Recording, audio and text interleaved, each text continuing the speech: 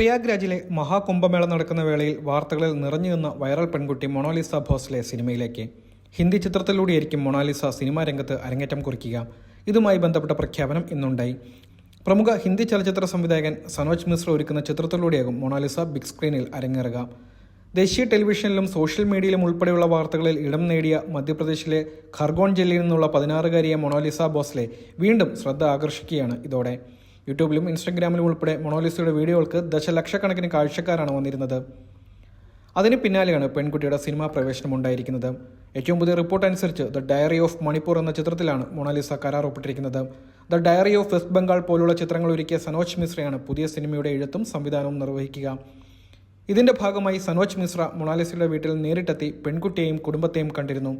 കൂടിക്കാഴ്ചയുടെ വിശദാംശങ്ങൾ പിന്നീട് അദ്ദേഹം തന്നെ ഇൻസ്റ്റഗ്രാമിൽ പങ്കുവച്ചു. മൊണാലിസയ്ക്കൊപ്പമുള്ള ഒരു ചിത്രവും മിശ്ര പോസ്റ്റിനൊപ്പം നൽകിയിട്ടുണ്ട്. ഇതോടെ കുംഭമേളയിലെ വൈറൽ പെൺകുട്ടിയെ ബിഗ് സ്ക്രീനിൽ കാണാൻ കാത്തിരിക്കുകയാണ് ആരാധകർ. ഖർഗോൺ ജില്ലയിലെ മഹേശ്വരിലാണ് മൊണാലിസ താമസിക്കുന്നത്.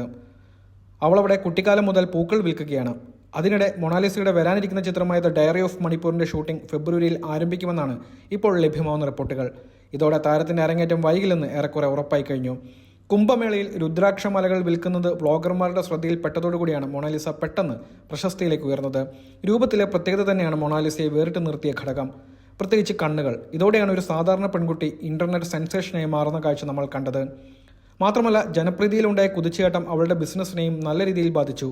ആളുകൾ അവളിൽ നിന്ന് മാല വാങ്ങുന്നതിനേക്കാൾ സെൽഫി എടുക്കാനായി തടിച്ചു കുടിക്കുകയായിരുന്നു. ഇതോടെ കുടുംബത്തിന് ഇടപെടേണ്ടി വരികയായിരുന്നു. മൊണാലിസയെ കാണാനും അഭിമുഖമെടുക്കാനും ആളുകൾ കൂടുതലായി വന്നതോടെ പിതാവ് പെൺകുട്ടിയെ നാട്ടിലേക്ക് തിരിച്ചയക്കുകയായിരുന്നു.